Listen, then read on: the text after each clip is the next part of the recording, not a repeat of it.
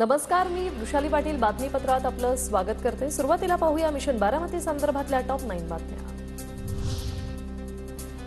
अजित पवारांविरोधात स्थानिक गटबाजी थांबवण्यासाठी जानकर बारामतीतून लढण्याची शक्यता, तर आता ते परभणीतूनच अर्ज दाखल करणार अशी चर्चा। तर त्यामुळे आता सुनेत्रा पवार माघार घेतात का हे पाहणं उत्सुकतेचं। अजित पवार गटाच्या उद्याच्या बैठकीत बारामतीतून जानकरांच्या लढण्यावर चर्चेची शक्यता, तर लोकसभा जागावाटप आणि प्रचाराच्या रणनीतीवरही चर्चा होणार।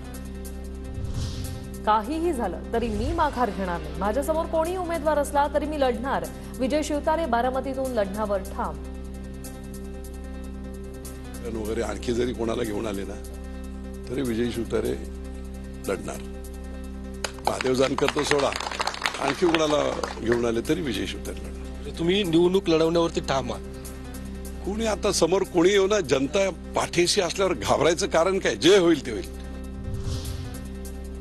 महादेव जानकर बारामतीतून निवडणूक लढतील या बिनबुडाच्या चर्चा। विरोधकांकडून जाणीवपूर्वक लोकांची दिशाभूल करण्याचं काम, सुनेत्रा पवारच अधिकृत उमेदवार असतील, अमोल मिटकरींकडून स्पष्ट। बारामती लोकसभेमध्ये जाणीवपूर्वक दिशाभूल करण्याकरता अशा बातम्या पेरल्या जात आहेत की महादेवराव जानकर बारामतीतून लोकसभा लढवतील। ह्या अत्यंत बिनबुडाच्या बातम्या आहेत। सुनेत्रा वहिनी पवार ह्याच बारामती लोकसभेमधून राष्ट्रवादी काँग्रेस पक्षाच्या अधिकृत उमेदवार असतील। हर्षवर्धन पाटलांच्या बैठकीत फडणवीसांची अजित पवारांसोबत फोनवरून चर्चा। हर्षवर्धन पाटलांवर बारामतीत अजित पवार गटाच्या प्रचाराची जबाबदारी, फडणवीसांचा पुढील आठवड्यात इंदापुरात मेळावा।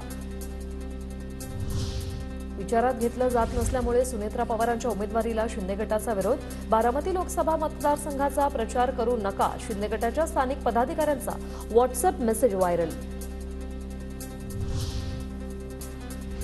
बारामतीला संसद गाजवणारा खासदार देणं आपल्या हातात, बारामतीवर साहेबांचा हात कायम। आता साहेबांनंतर त्यांच्या मुलीला पाठिंबा द्या, श्रीनिवास पवारांच्या पत्नी शर्मिला पवारांचं बारामतीकरांना आवाहन। विजय शिवतारेंच्या भूमिकेमुळे महायुतीत मिठाचा खडा, महायुतीत राहायचं की नाही याचा विचार करावा लागेल। अजितदादांवरील टीकेनंतर राष्ट्रवादीचे उमेश पाटील आक्रमक। शिवतारेंची ताबडतोब हकालपट्टी। सभा कार्यक्रमांना जाऊ नका म्हणून लोकांना धमकी दिली जाते, इंदापुरात शर्मिला पवारांचा अजित पवार गटावर आरोप।